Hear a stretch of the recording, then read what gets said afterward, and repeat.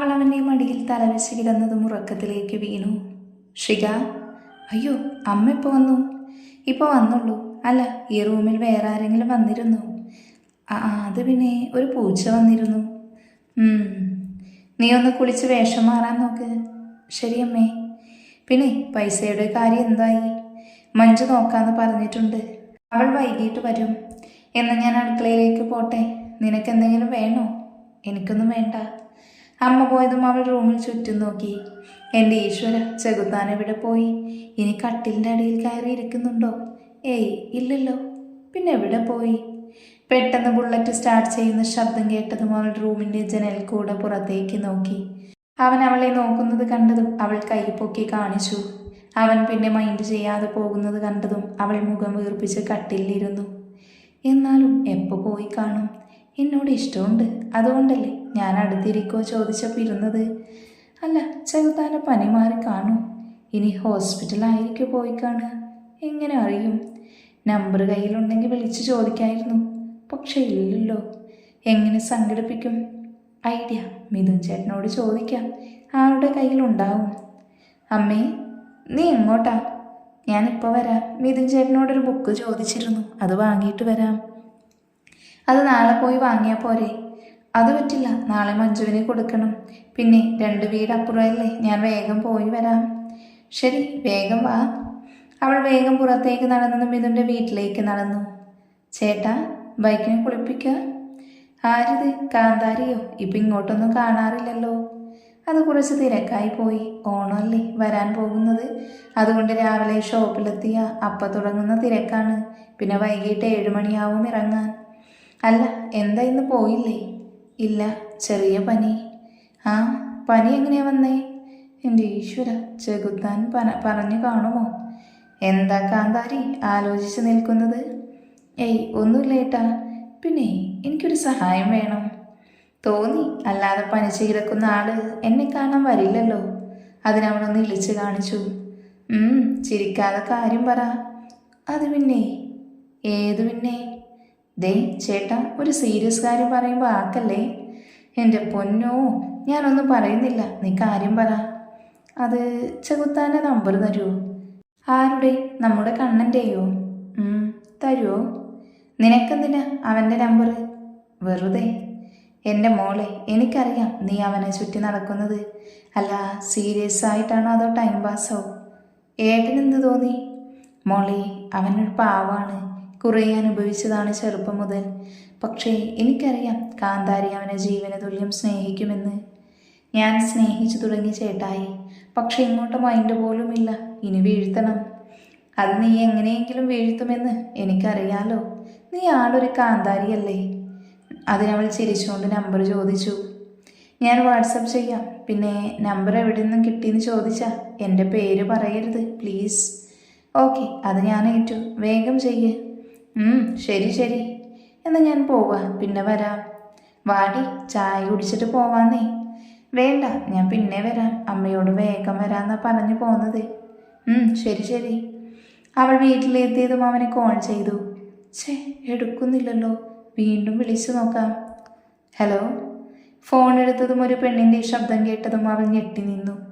ഈ സമയം അവൻ്റെ കൈക്കുള്ളിൽ അവൻ്റെ നെഞ്ചിലേക്ക് ചേർന്ന് നിൽക്കുകയായിരുന്നു ആ പെൺകുട്ടി. ഹലോ, ആരായി വിളിക്കുന്നത്? അത് ഷിക ചേച്ചിയാണോ? എന്നിങ്ങനെ മനസ്സിലായി? അതൊക്കെ ഈ പൂജ കണ്ടുപിടിച്ചു. അല്ല ചേച്ചി, എൻ്റെ സൗണ്ട് കേട്ട് പേടിച്ചോ?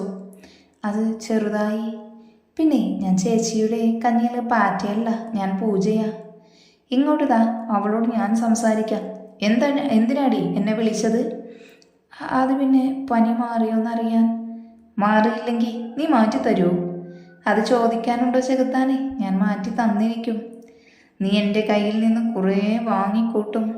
ഞാൻ വാങ്ങാൻ തയ്യാറാ ചെകുത്താനെ, അതുകൊണ്ട് വേഗം കൊണ്ടുപോന്നു. നിനക്ക് എൻ്റെ ഫോൺ നമ്പർ എവിടെ നിന്ന് കിട്ടി? അത് ഞാൻ സംഘടിപ്പിച്ചു. ഞാൻ ആരാ മോള്? ആ മിഥുനെ ഞാൻ വിശദമായി കാണുന്നുണ്ടെന്ന് പറഞ്ഞേക്ക്. അതിനും മിഥുൻ ചേട്ടനല്ല നമ്പർ തന്നത്. പിന്നെ ആരാ? അത് സീക്രട്ടാ മോനെ, പറഞ്ഞു തരില്ല. നിനക്കൊരു കാര്യം അറിയൂ, എൻ്റെ നമ്പർ ആകെ കൂടി മിഥുൻ്റെ കയ്യിലേ ഉള്ളൂ.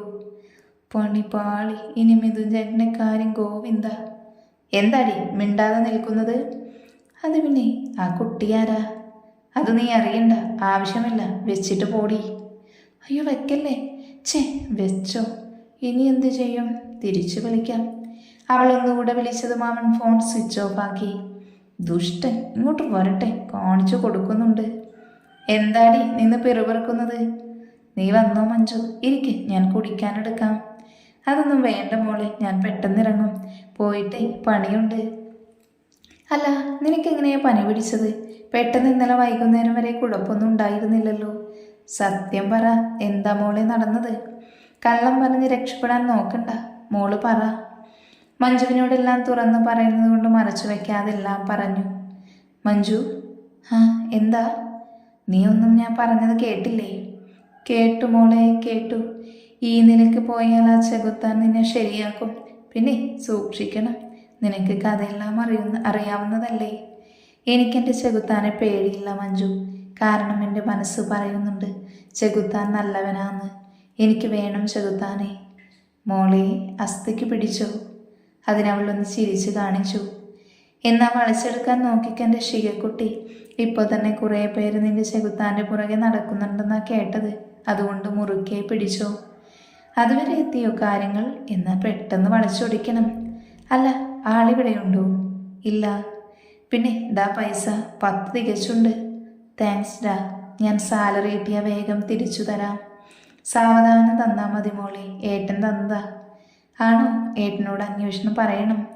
പറയാടി. എന്ന് ഞാൻ ഇറങ്ങട്ടെ, സമയം കുറേയായി. ശരി, ബായ്.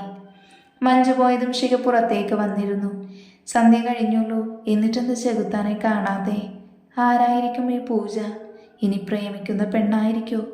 ഏയ്, ആ കുട്ടി തന്നെയല്ലേ പറഞ്ഞേ പാറ്റയാവില്ലെന്ന്. പിന്നെ ആരായിരിക്കും? മിഥുൻ ചേട്ടനോട് ചോദിക്കാം. പിന്നെ അവൾ സമയം കളയാതെ കോൾ ചെയ്തു. ഹലോ ഏട്ടാ. ആ മോളെ വിളിച്ചോ?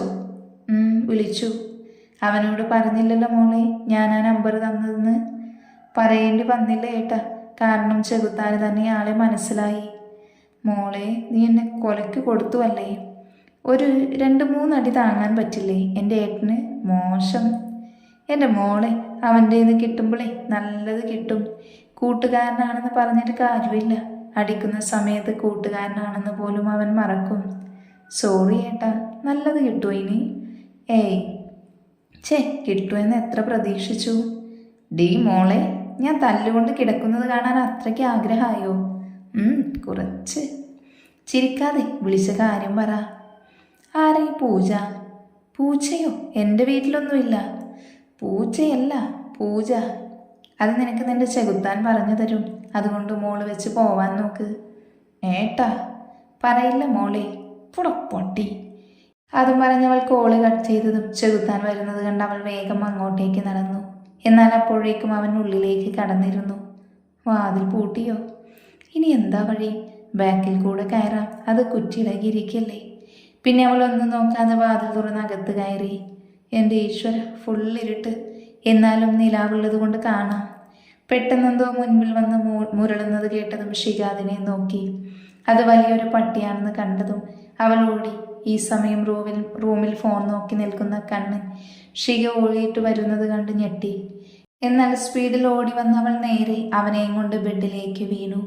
അവളുടെ ചുണ്ട് അവൻ്റെ കവിളിലേക്ക് പതിഞ്ഞിരുന്നു. ആ നിമിഷം അവൻ്റെ ചുവന്ന കണ്ണുകൾ കണ്ടതും അവൾ പേടിയോടെ അവൻ്റെ മുകളിൽ നിന്നും എഴുന്നേൽക്കാൻ നോക്കി. എന്നാൽ അവൻ ചുറ്റിപ്പിടിച്ച കൈ അവളുടെ ഇടുപ്പിൽ മുറുകിയിരിക്കുന്നതിനാൽ അവൾക്ക് എഴുന്നേൽക്കാനാവാതെ കിടന്നു. നീ എന്താടി ഇവിടെ? അത് പിന്നെ ചെകുത്താനെ കാണാൻ. എന്നെ കണ്ടില്ലെങ്കിൽ നിനക്കെന്താ, ഉറക്കം വരില്ലേ? അത് പനി മാറിയോന്നറിയാൻ. പിന്നെ ആ പെൺകുട്ടി ആരാ ചെകുത്താനെ? അപ്പോൾ അതറിയാനാണ് നീ ഈ രാത്രി ഇങ്ങോട്ട് കയറി വന്നതല്ലേ? അതിനവൾ വിളിച്ചുകൊണ്ട്. ആരാ അത്? ഞാൻ സ്നേഹിക്കുന്ന കുട്ടി. അത് വെറുതെ, ആ കുട്ടി തന്നെ പറഞ്ഞല്ലോ നമ്മുടെ കഞ്ഞിയിലെ പാറ്റയാവില്ലെന്ന്. അതുകൊണ്ട് എനിക്ക് പേടിയില്ല. ഷിക, എനിക്ക് നിന്നെ സ്നേഹിക്കാൻ കഴിയില്ല, അതുകൊണ്ട് ഇവിടെ വെച്ച് നിർത്തിയേക്ക് നിന്റെ ഈ പ്രേമം. ഞാൻ സ്നേഹിക്കുന്നുണ്ട് ചെകുത്താനെ, അതും ആത്മാർത്ഥമായി. അതുകൊണ്ട് എനിക്ക് ഉറപ്പുണ്ട് ചെകുത്താൻ എന്നെ സ്നേഹിക്കുമെന്ന്. ഇവളെ നിനക്കെന്താ പറഞ്ഞാൽ മനസ്സിലാവില്ലേ? ഇല്ല, അത്രയ്ക്ക് ഇഷ്ടപ്പെട്ടു പോയി ചെകുത്താനെ നിങ്ങളെ. എന്നെ സ്നേഹിക്കുമെന്ന് ഉറപ്പുണ്ട്. അതുവരെ നിങ്ങളുടെ പുറകെ നടക്കും ഞാൻ. ഇപ്പം ഞാൻ പോട്ടെ? വേണ്ടി ഇറങ്ങിപ്പോടി. അല്ല, നീ എന്താ പോകാതെ എൻ്റെ മേൽ കിടക്കുന്നത്? ഞാൻ പോകണമെങ്കിൽ ഈ കൈ ഒന്ന് മാറ്റ്. അപ്പോഴാണ് അവളുടെ ഇടുപ്പിൽ ചുറ്റിയിരിക്കുന്ന കൈയിലേക്ക് അവൻ്റെ ശ്രദ്ധ വന്നത്. അവൻ വേഗം കൈയെടുത്ത് മാറ്റിയതും അവൾ എഴുന്നേറ്റു. അതെ ചെകുത്താനെ, എനിക്ക് ഒത്തിരി ഇഷ്ടമാണ്. അവൻ്റെ കവളിൽ ചുംബിച്ച് ഓടിപ്പോയതും അവൻ ദേഷ്യത്തിൽ അവൾ പോകുന്നത് നോക്കി നിന്നു. ഷിക, അയ്യോ അമ്മ, ഇനി എന്തു പറയും? നീ എവിടെയായിരുന്നു ഇത്രയും നേരം? അത് പിന്നെ അവൾ എൻ്റെ വീട്ടിലായിരുന്നു അമ്മേ. നിവ്യ വന്നിട്ടുണ്ട്, അതുകൊണ്ട് അവൾ കുഞ്ഞിനെ കാണാൻ അങ്ങോട്ട് പോകുന്നു. പിന്നെ സമയം ഇത്രയായപ്പോൾ ഞാൻ കൊണ്ടാക്കാൻ വന്നതാ. ആണോ മോനെ? നിവ്യ മോൾ എന്നാ വന്നത്? കുറച്ചു മുൻപ് വന്നുള്ളൂ. നാളെ അതിരാവിലെ പോകും. നാളെ കാണാൻ വരാമെന്ന് വെച്ചതാ. വരാതിരിക്കാനല്ലേ ഞാൻ അങ്ങനെ പറഞ്ഞത്. മിതു അവൻ്റെ മനസ്സിൽ പറഞ്ഞു. മോൻ എന്തെങ്കിലും പറഞ്ഞോ? ഏയ് ഇല്ലല്ലോ. പിന്നെ അമ്മ കുറച്ച് വെള്ളം തരുമോ? അതിനെന്താ, മോൻ നിൽക്ക്, ഞാനിപ്പോൾ കൊണ്ടുവരാം. ശരിയമ്മേ. എൻ്റെ മിഥുൻ ചേട്ടാ, കറക്റ്റ് സമയത്താണ് കേട്ടോ നിങ്ങൾ വന്നത്. ഞാൻ കണ്ടിരുന്നു നീ അവൻ്റെ വീട്ടിൽ നിന്നും ഇറങ്ങുന്നത്. പിന്നെ അമ്മ പുറത്തു നിന്ന് നോക്കി നിൽക്കുന്നത് കണ്ട ഞാൻ നിന്നെ രക്ഷിക്കാൻ നോക്കിയത്. താങ്ക് യു ഏട്ടാ. അല്ല, ചേച്ചി വന്നത് സത്യമാണോ? ഏയ്, അത് ഞാൻ നിന്നെ രക്ഷിക്കാൻ കള്ളം പറഞ്ഞതല്ലേ. ആണോ? എന്നാൽ ഇനിയും കുറേ കള്ളങ്ങൾ കണ്ടുവച്ചോ, ആവശ്യം വരും. എന്ന് വെച്ചാൽ ഇന്നത്തെ പോലെ സ്ഥിരം തുടരുമെന്നാണോ? കണ്ടുപിടിച്ചു, കൊച്ചു കള്ളൻ. മോനെ, ദാ വെള്ളം. അപ്പം ശരി, ഞാൻ പോവുക. ബൈ ഏട്ടാ. മിഥുൻ പോയതും ഷിക ഉള്ളിലേക്ക് കയറി. അമ്മേ, ദാ പണം. മഞ്ജുമോൾ കൊണ്ടുവന്നു. അപ്പം നാളെ തന്നെ അയച്ചു കൊടുക്കാം. അമ്മയുടെ മുഖത്തെ സന്തോഷം കണ്ടതും അവൾ പിന്നെ ഒന്നും പറയാതെ റൂമിലേക്ക് പോയി. ഈ സമയം കുറച്ചു മുൻപത്തെ കാര്യങ്ങൾ മനസ്സിൽ വന്നതും ഫോണെടുത്ത് ചെകുത്താൻ്റെ TP നോക്കി കിടന്നു. ഈ സമയം മിഥുൻ കണ്ണൻ്റെ അടുത്തേക്ക് വന്നു. ഡാ, നീ ആരാന്നുള്ളത് ആരെങ്കിലും അറിഞ്ഞോ? ഇല്ല. ഇനി അറിഞ്ഞാലും ആരെങ്കിലും വിശ്വസിക്കോ RK കമ്പനിയുടെ MD ആണെന്ന്? മിഥുൻ പറഞ്ഞു നിർത്തിയതും അവൻ ബെഡിലേക്ക് നീണ്ടു കിടന്നു. കണ്ണിൽ ആ സമയം പകയാളിക്കത്തി. പിറ്റേന്ന് രാവിലെ. ഷിക, എഴുന്നേൽക്ക്. എന്താടി മഞ്ജു? എൻ്റെ കൂടെ അമ്പലത്തിലേക്കൊന്ന് വാ. അമ്പലത്തിൽ പോവാൻ ഇന്നത്തെ പ്രത്യേകത അമ്മയുടെ പിറന്നാളാടി. എന്നിട്ട് നീ ഇന്നലെ വിളിച്ചപ്പോൾ പറഞ്ഞില്ലല്ലോ. അത് പിന്നെ ഞാനും മറന്നു. ഏട്ടൻ പറഞ്ഞപ്പോഴാണ് ഞാൻ തന്നെ ഓർത്തത്. നല്ല ബെസ്റ്റ് മോള്. അതിനവളൊന്ന് ഇളിച്ച് കാണിച്ചു. എന്താ അവളുടെ ഇളി? 10 മിനിറ്റ് വെയിറ്റ് ചെയ്യ്, ഞാൻ വേഗം റെഡിയായി വരാം. ഓക്കേടി, അതുവരെ നിന്റെ ചെകുത്താൻ പുറത്തിറങ്ങുന്നുണ്ടോ എന്ന് നോക്കാം. അങ്ങനെ നീ ഇപ്പം നോക്കണ്ട, അത് നോക്കാൻ ഞാനിവിടെയുണ്ട്. ഞാൻ നോക്കുന്നില്ല, പോരെ, വേഗം കുളിച്ചു വാ. പിന്നെ ഷിക വേഗം കുളിച്ചു വന്ന് റെഡിയായതും മഞ്ജുവിനെ നോക്കി. മഞ്ജു, പോകാം. ദുഷ്ടേ, എന്നോട് ഈ ചതി വേണ്ടായിരുന്നു. ചതിയോ? എന്ത് ചതി? നീ എന്തൊക്കെയായി പറയുന്നത്? നീ ഇങ്ങനെ ഒരുങ്ങി വന്നത് തന്നെ ഇപ്പം നീ എൻ്റെ കൂടെ വന്നാലേ ഒരു വട്ടി പോലും എന്നെ മൈൻഡ് ചെയ്യില്ല. എല്ലാവരുടെയും കണ്ണ് നിന്റെ മേലായിരിക്കും. ആണോ? അതിന് മോൻ സഹിച്ചോ? പൂടി. എന്ന് ഞാനില്ല, നീ പൊക്കോ. അപ്പം എല്ലാവരും നിന്നെ തന്നെ നോക്കിക്കോളും. അയ്യടാ, അങ്ങനെ ഞാൻ ഒറ്റയ്ക്ക് പോകുന്നില്ല, നിന്നെ കൊണ്ടേ പോകൂ. വടി സുന്ദരി. രണ്ടുപേരും ഓരോന്ന് പറഞ്ഞ് അമ്പലത്തിലെത്തിയതും നടയിലേക്ക് നടന്നു. ഷിക ശിവഭഗവാന്റെ മുന്നിൽ പ്രാർത്ഥിച്ച് നടക്കാൻ തുടങ്ങിയതും മഞ്ജു അന്തം വിട്ട് നോക്കുന്നത് കണ്ട് അങ്ങോട്ട് നോക്കി. അവളുടെ കണ്ണ് അവളുടെ ചെകുത്താൻ്റെ മേലെ പതിഞ്ഞതും അവൾ അവൻ്റെ അടുത്തേക്ക് നടന്നു. ഡാ കണ്ണ, എന്താടാ? അങ്ങോട്ട് നോക്ക്, നിന്റെ പെണ്ണ് നടന്നു വരുന്നുണ്ട്. അവൾ എൻ്റെ പെണ്ണാണെന്ന് നിന്നോട് ആരോടാ പറഞ്ഞത് പന്ന മോനെ? ഡാ, ഇതൊരു അമ്പലമാണ്, കുറച്ച് ഡീസൻ്റ് ആയിക്കൂടെ? ചെകുത്താനെ, നിങ്ങൾ പൊളിച്ചു. ഈ ഷർട്ടും കൊണ്ടും നന്നായി ചേരുന്നുണ്ട്, കണ്ടെടുക്കാൻ തോന്നുന്നില്ല. കഴിഞ്ഞു? എന്ത്? നിന്റെ പറച്ചിൽ ഇനിയും വേണോ? സ്റ്റോക്കുണ്ട്. ഷിക, നീ പോവാൻ നോക്ക്. നമുക്കൊന്നിച്ച് പോകാം. നിൽക്ക്, ഞാനിപ്പോൾ വരാം. മിഥുനേട്ടാ, ഞാനുണ്ട്. ശരി മോളെ, ഞങ്ങൾ വെയിറ്റ് ചെയ്യാം. ഷികയും മഞ്ജുവും വേഗം തൊഴുതു വന്നത് പുറത്ത് ചുറ്റും നോക്കി. മോളെ, ഇങ്ങോട്ട് നോക്ക്. ഏട്ടാ, എൻ്റെ ചെകുത്താനോ? അവൻ ദേഷ്യത്തിൽ ബുള്ളറ്റ് പറപ്പിച്ചു പോകുന്നത് കണ്ടു. എന്നോടുള്ള ദേഷ്യത്തിലായിരിക്കും ദുഷ്ടൻ. എന്നാലും എൻ്റെ ഏട്ടൻ എന്നോട് സ്നേഹമുണ്ട്, അതുകൊണ്ടല്ലേ എന്നെ കാത്തു നിന്നത്. പിന്നെ സ്നേഹം കൊണ്ടൊന്നുമല്ല, അവൻ എന്നെ കയറ്റാത്തത് കൊണ്ട് നിങ്ങളെ നോക്കി നിന്നതാ. അങ്ങനെ തന്നെ വേണം. ഇനി നടന്നോ, നമുക്ക് ഓട്ടോ വിളിച്ച് പോയാലോ? ക്യാഷ് ഏട്ടൻ കൊടുക്കൂ? നിങ്ങൾ കൊടുക്കണം. എന്നാലേ ഏട്ടൻ നടന്നോ, ഇപ്പം നടന്നാലേ അരമണിക്കൂറിനുള്ളിൽ വീട്ടിലെത്താം. അപ്പോൾ ഇനി നട തന്നെ ശരണം അല്ലേ? അത് തന്നെ. ഈ സമയം ശിവന്യ അവരുടെ ബോയ് ഫ്രണ്ടിൻ്റെ ഒപ്പം ചുറ്റാനിറങ്ങി. ഷീതു, എന്താ രാജ്, നീ നാട്ടിലേക്ക് തന്നെ പോകാൻ തീരുമാനിച്ചോ? Yes baby. അത് വേണു, നമുക്ക് മാരേജ് കഴിച്ച് ഇവിടെ കൂടിയാ പോരെ? രാജ്, നിന്നോട് ഞാൻ പലവട്ടം പറഞ്ഞു മാരേജിൻ്റെ കാര്യം പറഞ്ഞെൻ്റെ അടുത്ത് വരരുതെന്ന്. പിന്നെ നീ എന്താടി എൻ്റെ കൂടെ നടക്കുന്നത്? രാത്രി വരെ എൻ്റെ കൂടെയല്ലേ? നിന്റെ കൂടെ മാത്രമല്ല, പലരുടെയും കൂടെ ഞാൻ നടക്കുന്നുണ്ട്. അതെൻ്റെ ഇഷ്ടം. എനിക്ക് നിന്നെ ഇഷ്ടമാടി. അത് എൻ്റെ അമ്മയ്ക്ക് വരെ അറിയാം. അമ്മ നിന്നെ കാണാനിരിക്കുക. നിന്നെ ഞാൻ എന്ത് കണ്ടാ സ്നേഹിക്കേണ്ടത്? പറ, നിൻ്റെ കയ്യിൽ പണമുണ്ടോ?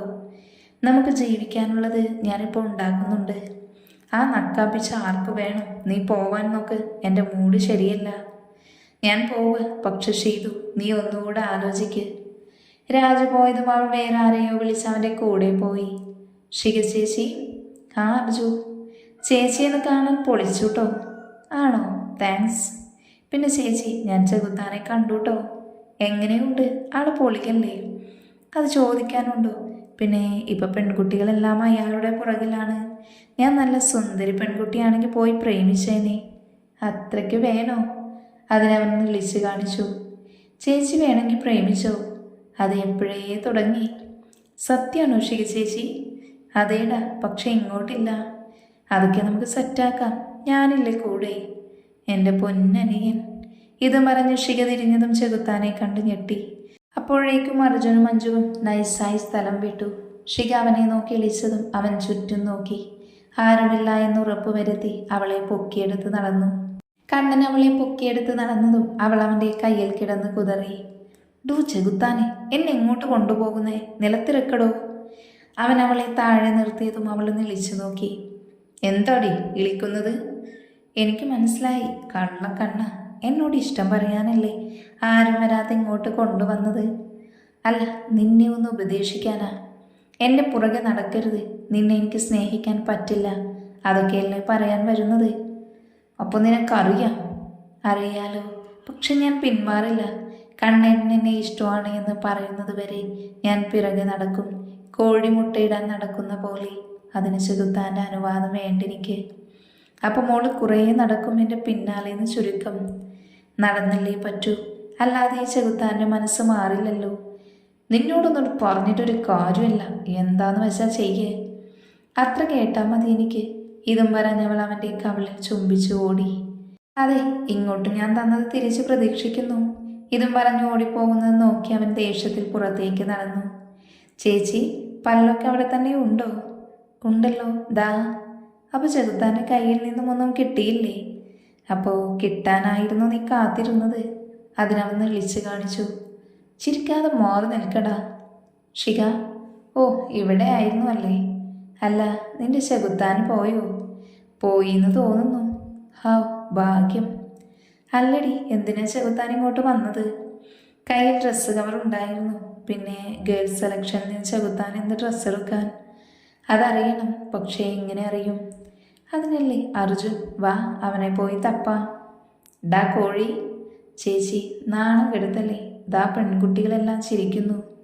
സോറിഡാ, നീ ക്ഷമി. അല്ല, എന്താ അന്വേഷിച്ച് ഇങ്ങോട്ട് വന്നത്? അതിടാ ചെകുത്താൻ. അയ്യോ, വീണ്ടും വന്നു. ഇത്രയ്ക്ക് പേടിയാണോ നിനക്ക്? കുറച്ച്. അല്ല, കാര്യം പറഞ്ഞില്ല. അതിടാ ചെകുത്താൻ ഡ്രസ്സ് എടുത്തു. അതെന്താണെന്നറിയണം. ഷർട്ടുമുണ്ടായിരിക്കും. അതിന് ഈ സെക്ഷനിൽ ഷർട്ടുമുണ്ടും എവിടുന്ന്? അത് ശരിയാണല്ലോ. അതാ ഞങ്ങൾക്കും സംശയം. അതുകൊണ്ട് CCTV ഫൂട്ടേജ് നോക്കിയാലോ? എന്നാൽ പോയി നോക്കിക്കോ. ഞങ്ങൾക്ക് കയറാൻ അനുവാദമില്ലല്ലോ, അതുകൊണ്ട് നീ വാ കൂടെ. ശരി. ഫൂട്ടേജ് കണ്ടതും അവർ ആ റൂമിൽ നിന്നിറങ്ങി. അയ്യോ ചേച്ചി, കൈവിട്ടു പോയി. ആര്? ചെകുത്താൻ. അല്ലാതെ ആര്? കണ്ടില്ലേ, കുറേ ചുരിദാറും ധാവണി സെറ്റും എടുത്ത് കൊണ്ടുപോയത്.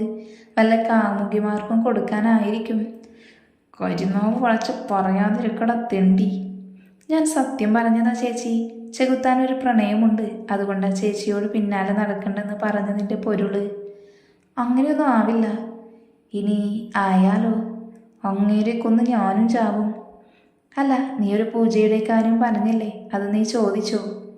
ചോദിച്ചു, പക്ഷെ പറഞ്ഞില്ല. ആരായി പൂജ? പിന്നെ അവളുടെ കാര്യം പറഞ്ഞു കൊടുത്തു അവൻക്ക്. അപ്പോൾ ഉറപ്പിച്ചോ ആ കുട്ടിക്ക് തന്നെയാ വാങ്ങിയത്? പൂജക ചെകുത്താൻ ബ്രദറിനെ പോലെയാണെന്ന് തോന്നുന്നു. അത് വെറും തോന്നല, അല്ലാതെ ഇതൊക്കെ ആർക്കാ വാങ്ങിയത്? ഡാ അർജു, നീ നിർത്ത്. എന്തൊക്കെയാ നീ വിളിച്ചു പറയുന്നത്? അത് വെറുതെ. ഒന്ന് നിർത്ത്. പൂജ ആരാന്നുള്ളത് ഞാൻ ഇന്ന് തന്നെ അറിയും. അതിനുള്ള വഴി എൻ്റെ കയ്യിലുണ്ട്. അതുകൊണ്ട് രണ്ടുപേരും പോവാൻ നോക്ക്. മഞ്ജുവും അർജുവും പോയതും ശിഖ പണിയിലേക്ക് തിരിഞ്ഞു. വൈകിട്ട് ശിഖ വീട്ടിലേക്കുള്ള വഴിയിലൂടെ നടക്കുമ്പോഴാണ് ഒരു പെൺകുട്ടിയെ വെച്ച് ചെകുത്താൻ ബുള്ളറ്റിൽ പോകുന്നത് കണ്ടത്. അത് കണ്ടതും അവൾ നഖം കടിച്ചു നിന്നു. എന്താ മോളെ ഇവിടെ നിൽക്കുന്നത്? മിഥുനേട്ടാ, ഏട്ടൻ വന്നത് നന്നായി. ഏട്ടൻ ആ ബുള്ളറ്റിൻ്റെ പിറകെ വിട്. അത് കണ്ണൻ്റെ അല്ലേ? വിടട പൊട്ടി. ശിഖ ടൈഗർ മൂടായതും മിഥുൻ വേഗം ബൈക്കെടുത്തു. നിർത്ത്. എന്താ? അവരുടെ ബൈക്ക് അവിടെ നിർത്തി. എന്നാ മോള് പോയി കാര്യം അന്വേഷിച്ചു വാ. ഏട്ടനും വാ. ഞാനില്ല, നീ തന്നെ പോയാൽ മതി. അതിനവൻ നിന്ന് കരഞ്ഞു. അയ്യോ ഡി പെണ്ണെ, കരയാതെ. ഒന്ന് നിർത്ത്. നിനക്കിപ്പോൾ എന്താ വേണ്ടത്? ഞാൻ കൂടെ വരണം, അത്രയല്ലേ ഉള്ളൂ. ഞാൻ വരാം, വാ നടക്ക്. ഏട്ടാ, ഇതേതാ സ്ഥലം? വല്ല പ്രേതക്കോട്ടയാണോ? അതാ ഞാനും ആലോചിക്കുന്നത്. അപ്പോൾ ഏട്ടന് ഈ സ്ഥലം അറിയില്ലേ? ഞാൻ ആദ്യമായാ വരുന്നത്. ഏട്ടാ, ആ പെൺകുട്ടി ആരാ? ഷോൾ തല കൂടെ ചുറ്റിയിരിക്കുന്നത് കൊണ്ട് മുഖം കാണാനില്ല. വാ, നമുക്ക് പമ്മി പോകാന്നേ. ദാ അവർ വിളക്ക് വെക്കുന്നു. അയ്യോ, അതാ ചെകുത്താൻ ആ പെണ്ണിനെ കെട്ടിപ്പിടിക്കുന്നു. എൻ്റെ ചെകുത്താൻ കൈവിട്ടു പോയി. ഞാൻ ഇതാരോട് പറയും? നീ ഇപ്പം എന്നോടല്ലേ പറയുന്നത്? ഞാൻ കാര്യമായി പറയുമ്പോൾ അതിനുള്ളിലൊരു കോമഡി ഉണ്ടാക്കുന്നു. ദാ അവൾ ഇങ്ങോട്ട് വരുന്നു. മാറി നിൽക്ക്. മിഥുനൊരു സൈഡിലേക്ക് മാറി നിന്നതും ശിഖ മറ്റൊരു സൈഡിലേക്ക് നീങ്ങി നിന്നു. കണ്ണൻ വാതിൽ തുറന്ന് ആ വീടിൻ്റെ അകത്ത് കയറിയതും ആ കുട്ടിയും കയറി. പിന്നെ മിഥുനെ പോലും നോക്കാതെ ശിഖ ഉള്ളിലേക്ക് കയറി. എൻ്റെ ഈശ്വര, ഇത് പ്രേത ബംഗ്ലാവ് തന്നെ ആകുമോ? നല്ല ഇരുട്ടാണല്ലോ. മാറാല മുഴുവൻ മേഞ്ഞ്. ഇതൊക്കെ എങ്ങനെ മാറ്റും? അയ്യോ, ദാ കുട്ടി പോകുന്നു. അപ്പോൾ കണ്ണേട്ടനോ? ഞാൻ ഇവിടെയുണ്ട്. നിന്റെ സ്കാൻ ചെയ്യൽ കഴിഞ്ഞോ? ചെയ്യല്ലേ, ഒന്നും മിണ്ടാതെ നിൽക്ക്. അയ്യോ, ഇത് കണ്ണേട്ടൻ്റെ ശബ്ദമല്ലേ? ശിഖ പെട്ടെന്ന് തിരിഞ്ഞതും അവനെ കണ്ട് ഞെട്ടി. പെട്ടെന്ന് അവൾ പിന്നിലേക്ക് നീങ്ങിയതും നൈസായി മൂടും കുത്തി വീണിരുന്നു അവൾ. അമ്മേ, എൻ്റെ മൂട് പോയി. ഇതും പറഞ്ഞ് മുൻപിലേക്ക് നോക്കിയതും കണ്ണനെ കണ്ടവൾ നിലിച്ചു കാണിച്ചു. കണ്ണേട്ടൻ എന്താ ഇവിടെ? അത് ഞാനല്ലേ അങ്ങോട്ട് ചോദിക്കേണ്ടത്? അത് പിന്നെ ഞാൻ മിഥുനേട്ടൻ്റെ കൂടെ വന്നതാ. എന്നിട്ട് അവനെവിടെ? ഇവിടെ എവിടെയോ ഉണ്ടായിരുന്നു, ഇപ്പം കാണാനില്ല. എന്ന് അവനെയും വിളിച്ച് പോവാൻ നോക്ക്. ഒന്ന് എഴുന്നേൽക്കാൻ ഹെൽപ്പ് ചെയ്യുമോ? വിളിച്ചെഴുന്നേൽക്ക്. താങ്ക്സ്. പിന്നെ കൂടെയുള്ള പെൺകുട്ടി ഏതാ? പൂജ. എന്താ ഏട്ടാ? ഇവളാണോ പൂജ? ചെറിയ കുട്ടിയാണല്ലോ. ഹായ് ശിഖ ചേച്ചി. എന്നെ ഇവൾക്ക് എങ്ങനെ അറിയാം? ഇനി എനിക്കും അറിയുമായിരിക്കുമോ? എന്താ ചേച്ചി ആലോചിക്കുന്നത്? ഒന്നുമില്ല. ചേച്ചിക്ക് എന്നെ ഓർമ്മയുണ്ടോ? ഈ കുട്ടിക്ക് എന്നെ അറിയാം, പക്ഷെ എനിക്ക് ഓർമ്മയില്ലല്ലോ. എൻ്റെ കൃഷ്ണ, അറിയാമെന്ന് പറയാം, അല്ലെങ്കിൽ നാണം കെടും. പിന്നെ എനിക്കറിയാം, അതിന് നമ്മൾ മുൻപൊന്നും കണ്ടിട്ടില്ലല്ലോ. അപ്പോൾ ഓർമ്മ ഉണ്ടോയെന്ന് ചോദിച്ചതോ? അത് ചേച്ചിയെ പറ്റിക്കാൻ വേണ്ടി ചോദിച്ചതാ. ഈ സമയം ഇഞ്ചിയടിച്ച കുരങ്ങൻ്റെ പോലെ ഇരിക്കുന്ന ശിഖയുടെ മുഖം കണ്ടതും കണ്ണൻ പൊട്ടിച്ചിരിച്ചു. എന്തിനിങ്ങനെ ചിരിക്കുന്നേ? എനിക്ക് ചിരിക്കാൻ പാടില്ലെന്നുണ്ടോ? പൊടുക്കാല. അല്ല ചേച്ചി, ഞാൻ ആരാന്ന് അറിയണ്ടേ? ഞാൻ ഈ ചെകുത്താൻ്റെ കാമുകിയൊന്നുമല്ല, കുഞ്ഞിപ്പെങ്ങളാണ്. പെങ്ങൾ? അതെങ്ങനെ? ചേച്ചിയുടെ ചെകുത്താനെ റേപ്പ് ചെയ്ത് കൊന്നു നീ നാട്ടുകാർ പറഞ്ഞുണ്ടാക്കിയ പൂജിത ചേച്ചിയുടെ അനിയത്തിയാ ഞാൻ.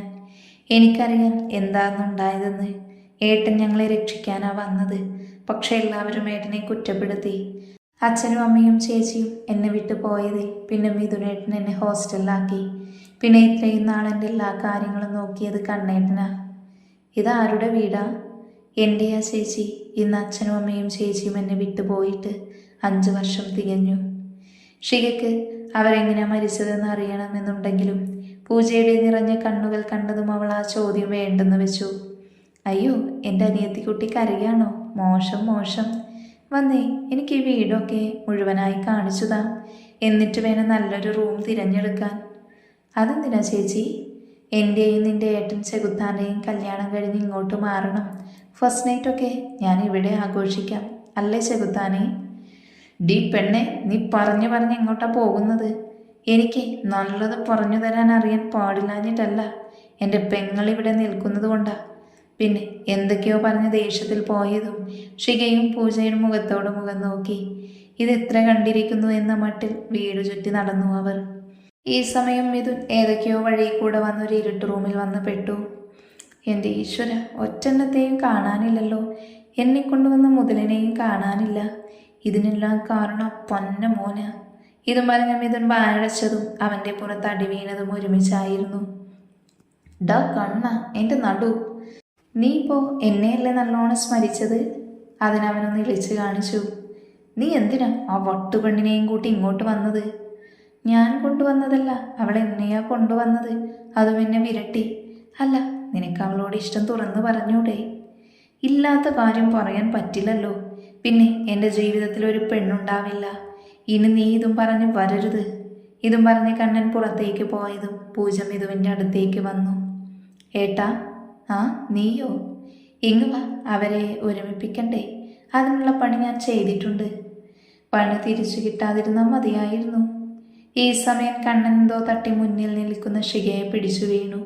അവൻ്റെ ആദരം അവളുടെ കഴുത്തിൽ പതിഞ്ഞിരുന്നു. അവൻ്റെ ആദരം അവളുടെ കഴുത്തിൽ പതിഞ്ഞതും അവൾ ഞെട്ടി അവനെ മുറുക്കെ പിടിച്ചു. ഈ സമയം അവൻ്റെ കണ്ണുകൾ അവളുടെ മുഖത്തൂടെ ഓടി നടന്നു. പൂജ മോളെ. ആ, എന്തായിട്ടാ? ആ വടി അവിടെ എങ്ങനെ വന്നു? ഞാൻ ഈ വഴി തന്നെയാണല്ലോ വന്നത്. അത് ഞാൻ വെച്ചതാ ഇവരെ വീഴ്ത്താൻ. എന്തായാലും പ്ലാൻ വിജയിച്ചു. നോക്ക്, രണ്ടാളും കണ്ണിൽ കണ്ണി നോക്കിക്കിടക്കുന്നത്. നോക്കിക്കിടക്ക് തന്നെ ചെയ്യുന്നത്. അംഗം തുടങ്ങി വെക്കാൻ പോകുന്ന കോഴികളെ പോലെയുള്ള നോട്ടം. ഡി, എഴുന്നേറ്റ് മാറടി. കണ്ണേട്ടൻ എഴുന്നേൽക്കാതെ ഞാനെങ്ങനെ മാറാനാ? അവൻ വേഗം ദേഷ്യത്തിൽ ചാടി എഴുന്നേറ്റതും അവൾ ഒരുവിധം എഴുന്നേറ്റു നിന്നു. എന്നാലും നിങ്ങൾ എന്നെ ഉമ്മിച്ചില്ലേ? എൻ്റെ അനുവാദം ചോദിക്കാതെ. എനിക്കിത് സഹിക്കാൻ പറ്റുന്നില്ല. ഇവിടെ ഞാൻ. ഏട്ടാ, തെറ്റ് ഏട്ടൻ്റെ ഭാഗത്താ. മോളെ, ഞാൻ എന്തോ തട്ടി വീണപ്പോൾ അങ്ങനെയൊക്കെ ആയിപ്പോയി. എങ്ങനെയൊക്കെ? മിഥുൻ, നീ മിണ്ടണ്ട. ഏട്ടാ, എന്നാലും ശരിയായില്ല. അതുകൊണ്ട് ചേച്ചിയോട് സോറി പറ. സോറി ഞാൻ പറഞ്ഞത് തന്നെ. എന്നാൽ നിങ്ങൾ എന്നെ ഉമ്മിച്ച കാര്യം നാട്ടുകാരോട് മുഴുവൻ ഞാൻ പറഞ്ഞു നടക്കും. നടക്കണ്ട ഷികമോളെ, ഏട്ടൻ വണ്ടിയും ബൈക്കും ഏർപ്പാടാക്കി തരാം. താങ്ക്സ് ഏട്ടാ. അതൊന്നും വേണ്ട മോളെ, അതൊക്കെ ഏട്ടൻ്റെ കടമയില്ലേ. ഇതും പറഞ്ഞ് കണ്ണനെ നോക്കിയതും അവൻ്റെ ദേഷ്യം കണ്ടു മിഥുൻ ഉമിനീരിറക്കി. നിന്നെ ഇവിടെ നിന്നും ഇറങ്ങിയ കാണാം. മിഥുനേട്ടനെ കണ്ണേട്ടൻ കൊല്ലുമെന്ന കാര്യത്തിൽ ഉറപ്പായി. മോളെ, അതിനവളൊന്ന് ഇളിച്ച് കാണിച്ചു. പൂജ മോളെ, വാ പോകാം. അങ്ങനെ പോവാൻ നോക്കണ്ട. എന്നോട് ആദ്യം സോറി പറ, എന്നിട്ട് പൊക്കോ. ഒന്ന് പോടി. പൂജ മോളെ. ചേച്ചി, ഞാൻ പോവാ. ഹോസ്റ്റൽ കയറണം, പിന്നെ കാണാൻ കേട്ടോ. അപ്പോഴേക്കും ചെകുത്താനെ വളച്ചൊടിച്ച് കുപ്പിയിലാക്കണം. കുപ്പിയിലാക്കാൻ അവനെന്താ പൂതമോ? മിഥുനേട്ട, കണ്ണേട്ടനെ ഒന്ന് നോക്ക്. എൻ്റെ ഈശ്വര, ഇവനിപ്പോൾ തന്നെ എന്നെ ഭസ്മമാക്കുമോ? മോളീഷിക, നമുക്കെന്നാ വേഗം പോയാലോ? ഞാൻ ബൈക്കിൻ്റെ അടുത്തുണ്ടാവും. ഇത്രയും പറഞ്ഞ മിഥുൻ മുങ്ങിയതും ഷിക കണ്ണനെ നോക്കി. കണ്ണേട്ട, നമുക്ക് കാണാം. രാത്രിയിൽ വാത് കുറ്റിയിടേണ്ട കേട്ടോ. ഇതും പറഞ്ഞ ഷിക ഓടിയതും പൂജ കണ്ണനെ വിളിച്ചു. ഏട്ടാ, ഷിക ചേച്ചി രാത്രി വരുമോ? അവൾ വരട്ടെ, അപ്പോൾ കാണിച്ചു കൊടുക്കുന്നുണ്ട് ഞാൻ. ഷിക വീട്ടിലെത്തിയതും ഉമ്മറത്തിരിക്കുന്ന അച്ചാമ്മയെ കണ്ട് ചിരിച്ചു. അച്ചാമ്മ എപ്പോൾ വന്നു? ഞാൻ എപ്പോൾ വന്നാലും നിനക്കെന്താ? ഇതെൻ്റെ മോൻ്റെ വീടാണ്. ഞാനതിന് മാറ്റിയൊന്നും പറഞ്ഞില്ലല്ലോ. തർക്കുത്തരം പറയുന്നു. നീ എങ്ങനെ പറയാതിരിക്കും? പഠിപ്പും വിവരവും തീരെ ഇല്ലല്ലോ. എൻ്റെ ശിവാനി മോളെ പോലെയല്ലല്ലോ നീ. അമ്മേ, എനിക്ക് കഴിക്കാനുള്ളത് എടുത്തു വെക്ക്. കണ്ടില്ലേ അവളുടെ ഒരു ധിക്കാരം? ഷിക, എന്താ നേരം വൈകിയത്? അത് മഞ്ജുവിൻ്റെ വീട്ടിൽ കയറി അച്ചാമ്മ തുടങ്ങിയല്ലോ എന്നെ കുറ്റം പറയാൻ. അച്ചാമ്മ പറഞ്ഞതിലും സത്യമില്ല മോളെ. അമ്മേ, പഠിപ്പും വിവരത്തിൻ്റെയും കാര്യം ഞാൻ പറഞ്ഞത്. അത് ഞാൻ വേണ്ടെന്ന് വെക്കാനുള്ള കാരണം അമ്മയ്ക്കറിയാലോ. വീട്ടിൽ പട്ടിണി തുടങ്ങിയപ്പോഴല്ലേ ഞാൻ പഠിപ്പ് നിർത്തി ജോലിക്ക് ഇറങ്ങിയത്. അത് എനിക്ക് മാത്രം വേണ്ടിയാണോ? അച്ചാമ്മയ്ക്ക് എന്നെ കണ്ണെടുത്താൽ കണ്ടൂടാ, പക്ഷേ ചേച്ചിയെ ജീവനാണ്.